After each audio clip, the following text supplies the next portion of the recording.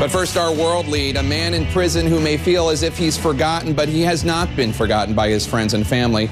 But hopefully he's also not been forgotten by his government. Has the president been kept apprised of his situation? I don't have a statement. I'll have to take the question. You know, the president is obviously updated on a variety of issues with regards to Iran, but I don't have anything specific for you on that. There's always a reaction that you kind of say when you hear about something like this, like Saeed's situation, and you get involved in it, and he's been arrested and put under house arrest for being a Christian.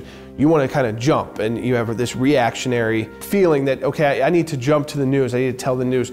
Anytime you get a case where there's either a death penalty or the equivalent of a death penalty for someone being persecuted for their faith, you need time to analyze the situation and also work intergovernmentally. In other words, we needed to find out what the United States State Department, in Saeed Abedini's case, what they were willing to do. How far would the State Department go in seeking his release? What international agencies they would bring to bear on his situation? That takes time. Timing is very important in all of these cases. In Saeed's situation, we really did wait as long as possible to try and get it resolved before going public. And we have a balance. The balance is this. Is it going to put them at more risk by going public, or are we at a point now where there's so much risk that going public may be the only reason they stay alive? And to this day, I think that the only reason Saeed Abedini hasn't been killed in prison and is still the possibility of coming home is because we decided to go public when we did. It was a very difficult decision to go public. We waited 3 months from the day he was physically taken, which anyone wants to immediately call media and say, my husband's gone, we don't know where he is, but we waited, we were patient, and we wanted to try other avenues before going forward. And we went public because Saeed was being tortured, because he was being beaten, and we knew that although that would corner the Iranian government into having to find a solution very publicly, it also could potentially protect him from those beatings, from that torture. It was right before Christmas of 2012 that we knew he had a court date. Once you get a court date in the revolutionary court system, you're going to be found guilty. The question is, how long will your sentence be, and will it be a death sentence, and what happens next? So we knew we had to go public. And welcome back to Hannity. A 32-year-old American pastor, the Reverend Saeed Abedini, has been detained by one of Iran's most notorious prisons since late September for charges that have not been made public, other than the fact that he is a convert Christian. Concerns are growing for an American pastor who remains locked up inside an Iranian prison. His alleged crime? He's a Christian. Well, for Christmas, this should be the most joyous time of the year, but one American family is spending the season fighting to get a pastor freed from prison. 32-year-old Reverend Saeed Abedini. Jay, not very different from what we see happening. Coptic Christians are being persecuted in Egypt. Right. A lot of Christians in the Muslim world. This is not uncommon. It's happening more and more, as a matter of fact, as we see the rise of radicalism. Well, I heard about it on the media, like most Americans, and I was just appalled and shocked, but I also thought, well, with this media attention, he'll be getting out of jail soon. They're bound to release him. Why would they want this bad publicity? But it just doesn't seem to affect the Iranians. It's like they don't care. Let's talk about this pastor who remains in jail.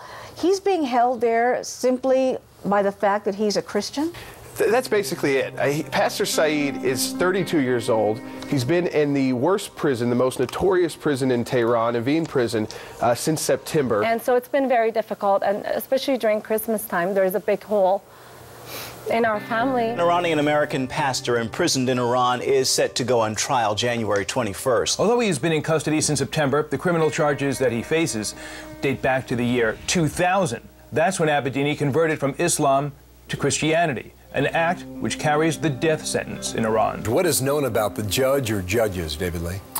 Well, this judge has been called one of Iran's hanging judges. This is another example of Muslims persecuting Christians. It happened in Egypt, it happened in Nigeria, it's happened all over that area, and you got to stop it. As for Abedini, he remains steadfast and says he is prepared to hang for his faith in Jesus. His supporters are urging Washington to do more to pressure Iran to set him free. Well, this sounds very ominous. An American pastor from Idaho disappears from a jail in Iran. Now, the pastor's family says that he is missing. This Thursday, they went to the prison and he was not there. They don't know where he is. As of now, there was no notice, and we're hoping to be able to find out where he is soon. Jordan, either it's a bureaucratic mess-up or they're incompetent, or they have done something sinister.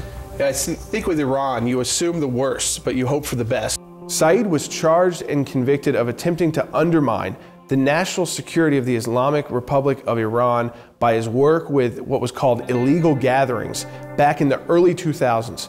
That, by the way, is typically what these governments will do, because they view a Christian as a national security threat. Now, we look at that in the West and say that's absolutely absurd. So the initial charge in any of these cases is usually focused on an issue of national security. The illegal gatherings that they thought were going to overthrow the government were house churches that were legal. He had no legal problems then. So over a decade ago, he wasn't getting arrested there. He wasn't getting in trouble. He was a convert from Islam and had a Christian wedding in Iran that was government okayed. It got the normal government approval for a wedding. The family ultimately left Iran and returned back to Naghmeh's home in the United States. But his charge and his conviction is being a national security threat to Iran, and the act there, what he did to become that national security threat, was being a Christian.